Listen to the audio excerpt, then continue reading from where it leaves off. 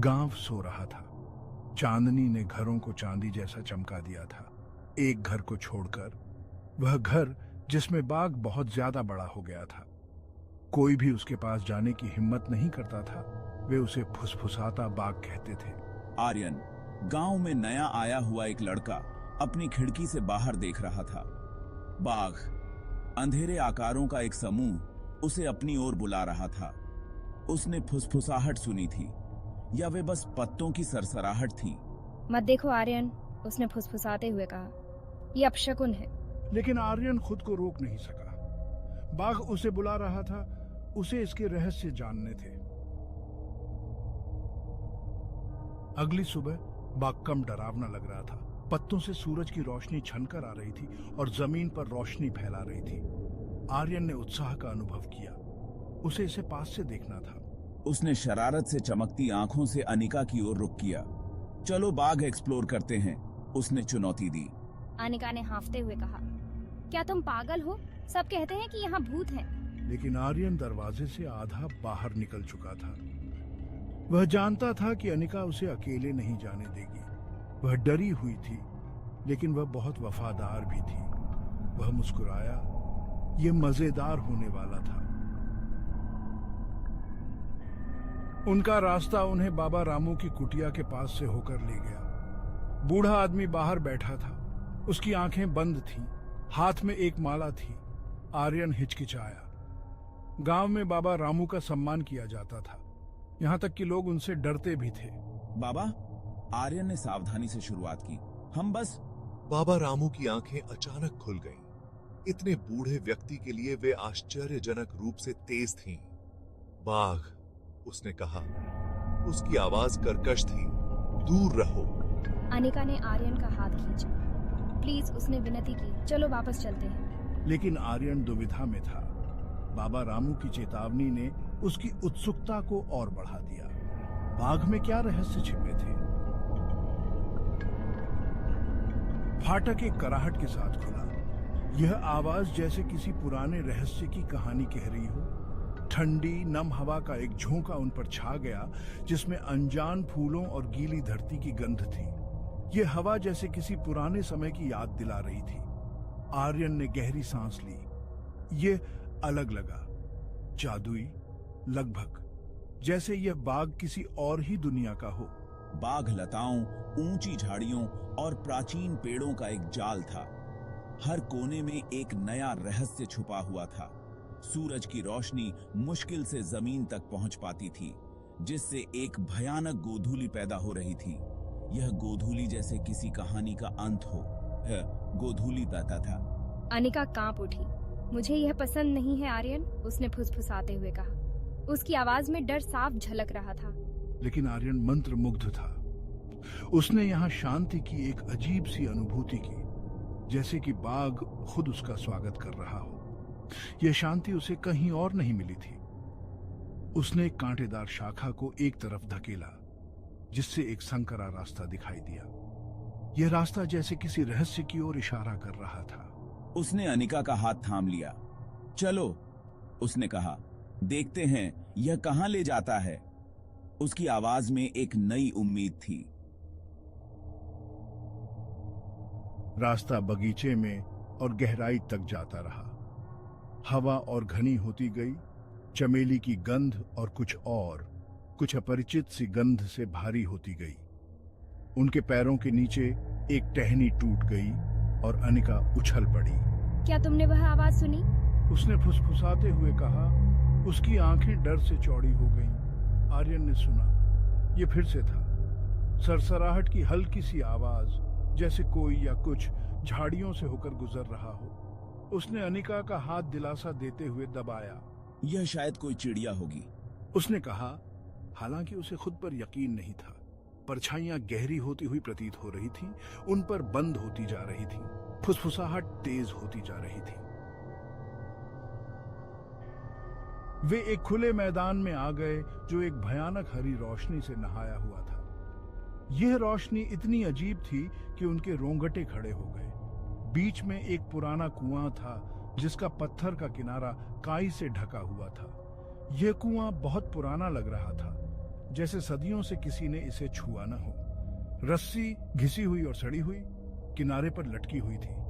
ये रस्सी भी समय की मार झेल चुकी थी, जैसे किसी भूतिया कहानी का हिस्सा हो।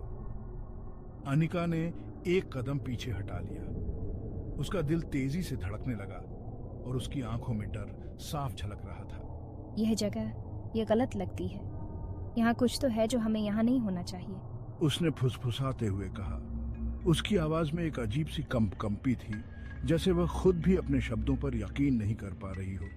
आर्यन ने भी इसे महसूस किया। उसके चारों ओर का माहौल अचानक और भी भारी हो गया था। एक ठंडी दमनकारी भावना, जैसे कोई अनदेखी चीज उन्हें देख रही हो। यह भावना इतनी प्रबल थी कि आर्यन को लगा जैसे उसकी हर हरकत पर नजर रखी जा रही हो। वह कुएं की ओर चला गया। एक अदृश्य शक्ति ने उसे खींच लिया। उसके कदम खुद ब खुद उस कुएं की ओर बढ़ते चले गए। जैसे ही उसने उसकी गहराई में झांका, उसने सोचा कि उसने अंधेरे में कुछ चमकते हुए देखा। उसकी आंखें उस अंधेरे में कुछ ढूंढने की कोशिश कर रही थी। सोने की एक झिलमिलाहट जैसे ही दिखाई दी, गायब हो गई।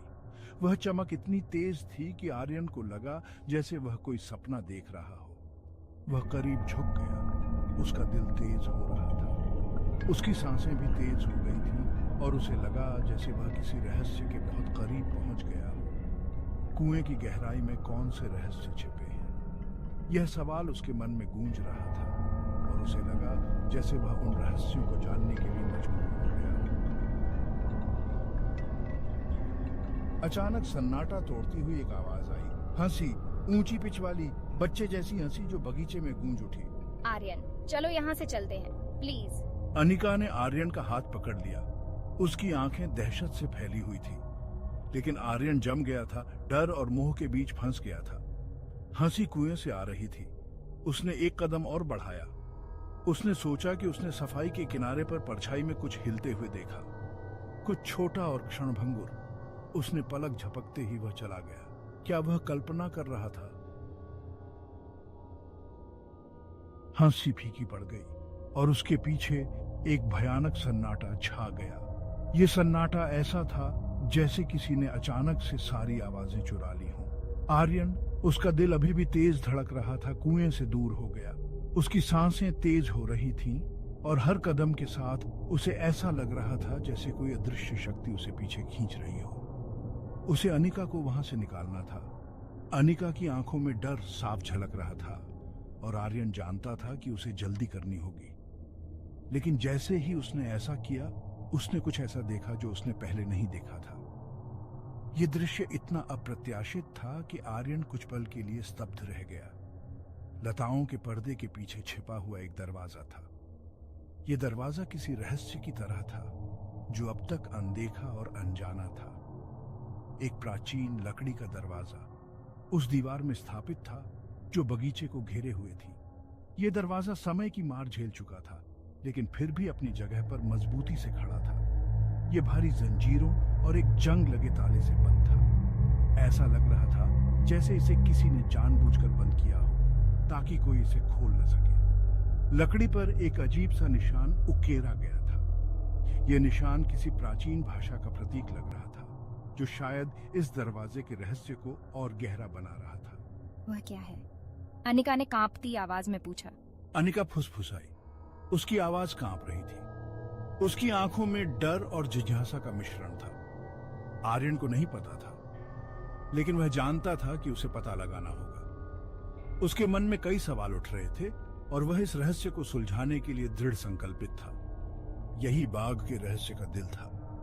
यह दरवाजा उस रहस्य की कुंजी हो सकता था जिसे जानने के लिए आर्यन और अनिका यहां तक आए थे। उसने हाथ बढ़ाया और ठंडी खुरदरी लकड़ी को छुआ। जैसे ही उसकी उंगलियों ने संपर्क किया, ताला धूल में गिर गया। जंजीरें गिर गईं, मानो किसी अनदेखे हाथ ने काट दिया हो। दरवाजा खुल गया और एक अंधेरा खाई जैसा मुंह दिखाई दिया। ठंडी हवा का एक झोंका बाहर निकला, अपने साथ गीली धरती की गंध और कुछ प्राचीन और भुला हुआ। नहीं आर्यन, हम नहीं कर सकते। लेकिन आर्यन पहले से ही द्वार से कदम रख रहा था। वह अब पीछे हटने के लिए बहुत दूर आ चुका था। उसे जानना था कि परे क्या है। उसे बगीचे के रहस्य जानने थे, भले ही इसका मतलब अपने डर का सामना करना हो। अंधेरे ने उसे पूरा निगल लिया। क्या आर्यन और अनिका रहस्यमय बगीचे से बच पाएंगे? वे किन रहस्यों को उजागर करेंगे? फुसफुसाते बगीचे की अगली रोमांच